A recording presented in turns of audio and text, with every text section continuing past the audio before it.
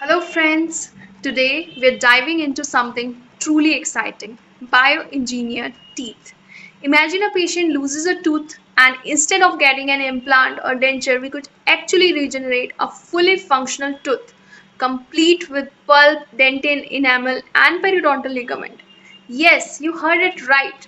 No surgery, no implants, just a living tooth rising from the stem cells and tissue engineering. Sounds like a science fiction, but it's going to be the next big thing in our field. Let's start with the basics. Tooth bioengineering, that is also called tooth regeneration, is the process of growing new teeth from stem cells, scaffolds, and signaling molecules, essentially mimicking the natural development of teeth.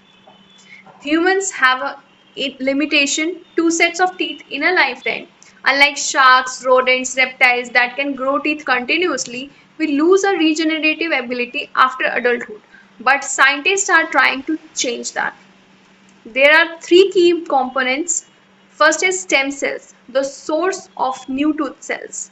Second is scaffolds, the structures to guide the growth of the tooth.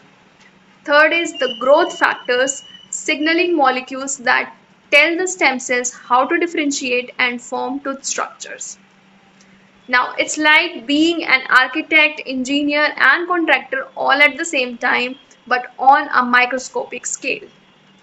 Stem cells are the foundation of tooth regeneration. There are few main types we use. Dental pulp stem cells, DPSCs, derived from the pulp. They can become odontoblast-like cells and form dentin. Stem cells from human exfoliated deciduous teeth, shed.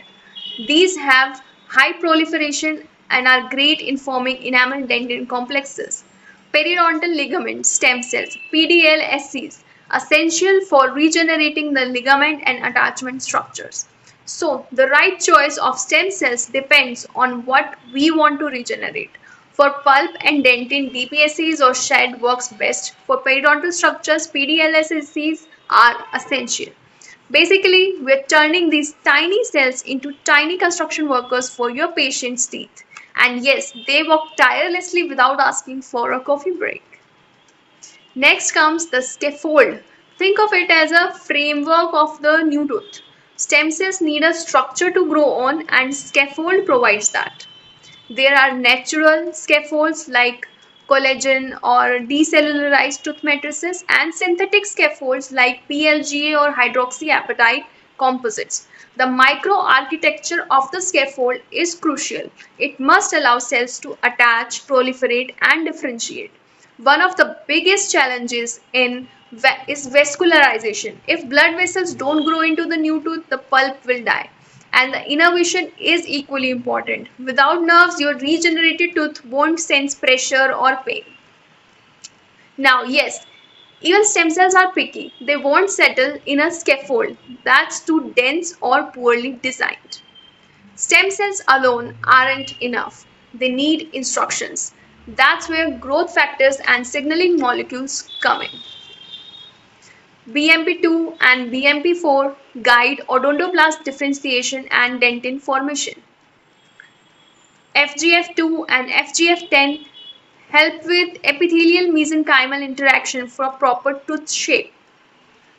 Beta-catenin signaling, critical for root formation and morphogenesis. Understanding these pathways is important because they determine crown shape, root length, and even eruption patterns. Now, if it's like giving your stem cells a blueprint and to-do list, they actually follow it. So far, most of the progress has been in labs and animal models. In vitro, tooth germs have been growing using stem cells on scaffolds. Animal studies like in mice and mini pigs have shown that bioengineered teeth can erupt and integrate with the jaws. The biggest hurdles remain vascularization, innervation, and functional integration with the alveolar bone. Now we can grow a tooth in the petri dish, but getting it to pop out in a human jaw is still a bit of a cliffhanger. Why is this exciting for us as dentists? Bioengineered teeth could solve several problems. They have a PDL which gives natural proprioception, something implants can't match. Next, they integrate biologically, avoiding complications like peri-implantitis or bone resorption. Next is they provide natural enamel dentin complex, which means better aesthetics and wear resistance.